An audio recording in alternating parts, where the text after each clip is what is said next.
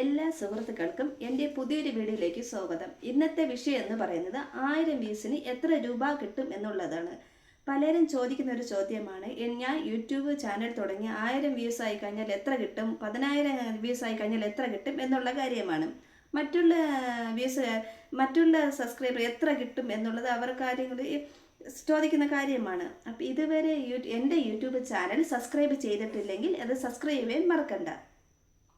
അപ്പോൾ വ്യൂസിൻ്റെ അടിസ്ഥാനത്തിലല്ല നമുക്ക് പൈസ യൂട്യൂബിൽ നിന്ന് ലഭിക്കുന്നത്. അത് ആദ്യം തന്നെ നിങ്ങൾ മനസ്സിലാക്കുക. അപ്പോൾ നിങ്ങൾ വിചാരിക്കും എന്തിൻ്റെ അടിസ്ഥാനത്തിലാണ് നമുക്ക് പൈസ കിട്ടുക എന്നുള്ളതാണ്. നമ്മുടെ വീഡിയോസിൽ പരസ്യം വരുന്നത് അടിസ്ഥാനത്തിലാണ് നമുക്ക് പൈസ കിട്ടുന്നത്. അപ്പം നമ്മുടെ വീഡിയോസിൽ എന്തുമാത്രം പരസ്യം കാണിക്കും, എന്തുമാത്രം പരസ്യം നമ്മുടെ വീഡിയോസിൽ കാണിക്കും എന്നുള്ളതാണ്. എല്ലാവർക്കും അറിയാം 4000 വ്യൂസും 1000 സബ്സ്ക്രൈബും വേണം എന്നുള്ളതൊക്കെ. അപ്പോൾ അതുപോലെ തന്നെ മോണിറ്റേഷൻ തന്നെയാണ് പറയുന്നത്. മോണിറ്റേഷൻ എന്ന് എല്ലാവർക്കും അറിയുന്ന കാര്യമാണ്. പരസ്യം എപ്പോഴൊക്കെയാണ് നമ്മുടെ യൂട്യൂബിൽ ചാനലിൽ കാണിക്കുന്നുള്ളൂ എന്നുള്ളതാണ്. ഏതൊക്കെ സബ്ജക്റ്റിലാണ് കൂടുതൽ പരസ്യം കാണിക്കുക എന്നുള്ളതാണ്. ഇതൊക്കെ അറിഞ്ഞു കഴിഞ്ഞാൽ മാത്രം തന്നെ നമ്മുടെ പരസ്യം വന്നു കഴിയുമ്പോൾ എത്ര എമൗണ്ട് കിട്ടും എന്നുള്ളത് നമുക്കറിയാം.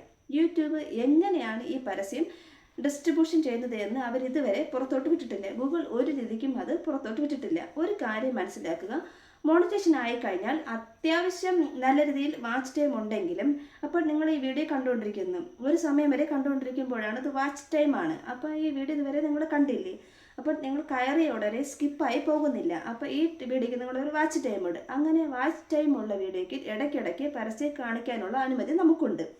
10 മിനിറ്റിൽ കൂടുതൽ നമ്മുടെ വീഡിയോ എന്നുണ്ടെങ്കിൽ നമ്മളുടെ ഇഷ്ടാനുസരണം നമുക്ക് പല ഗ്യാപ്പിലും നമുക്ക് 3-4 ഗ്യാപ്പിനനുസരിച്ച് പരസ്യം ഇട്ട് കൊടുക്കാനുള്ള ഓപ്ഷൻ ഉണ്ട്. അല്ലാത്ത പക്ഷം യൂട്യൂബ് തന്നെ സ്റ്റാർട്ടിങ്ങിൽ തന്നെ എൻഡിങ്ങിലും അതുപോലെ ഇടയ്ക്ക് വാച്ച് ടൈം ഉണ്ടെങ്കിൽ, അല്ലെങ്കിൽ ആരെങ്കിലും വീഡിയോ നിരന്തരം കാണുകയാണെങ്കിൽ, ഒരു ഉദാഹരണം എന്ന് പറയുന്നത് 9 മിനിറ്റ് ഒരു വീഡിയോ ആണെന്നുണ്ട്, അതിൻ്റെ ഇടയ്ക്ക് പരസ്യം വരാം.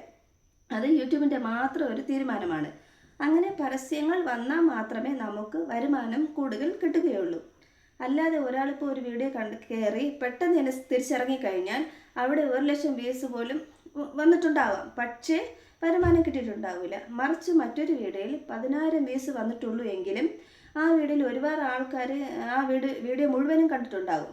ആ വീഡിയോയിൽ തന്നെ റവന്യൂ കൂടുതൽ കിട്ടാനും ചാൻസ് ഉണ്ട്. അപ്പോൾ വരുമാനം ലഭിക്കുന്നത് വ്യൂസിൻ്റെ അടിസ്ഥാനത്തിലല്ല, വാച്ച് ടൈമിൻ്റെ അടിസ്ഥാനത്തിലാണ്.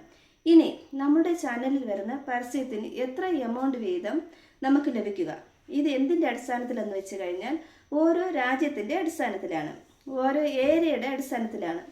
ഒരു ഉദാഹരണം പറഞ്ഞാൽ, നമ്മുടെ വീഡിയോ US-ലിരുന്ന് ഒരു മലയാളി കാണുക എന്നുണ്ടെങ്കിൽ അയാൾക്ക് അവിടെ കാണിക്കുന്ന പരസ്യം US-ലുള്ള കമ്പനികളുടെ പരസ്യമായിരിക്കാം.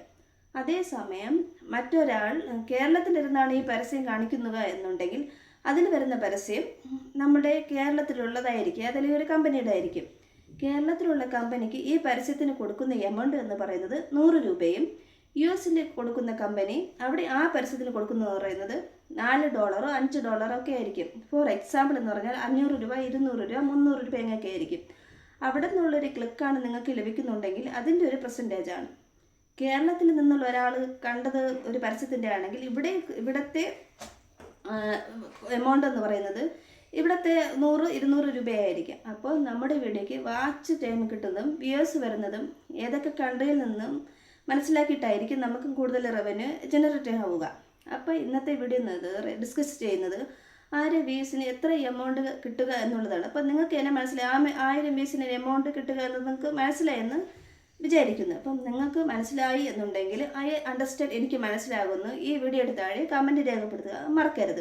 കാരണം ഞാൻ ചെയ്യുന്ന ഓരോ വീഡിയോയ്ക്കും എൻ്റെ വ്യൂസിന് മനസ്സിലാകും എന്ന രീതിയിൽ വിശ്വസിച്ചുകൊണ്ടാണ് ഞാൻ ചെയ്യുന്നത്. അപ്പോൾ അത് നിങ്ങൾ കമൻറ്റായിട്ട് തന്നെ രേഖപ്പെടുത്തുക. മനസ്സിലായിട്ടില്ല എങ്കിൽ ഈ സബ്ജക്റ്റിനെ പറ്റി വീണ്ടും പിന്നീട് എപ്പോഴെങ്കിലും ഒരു വീഡിയോ ചെയ്യാം.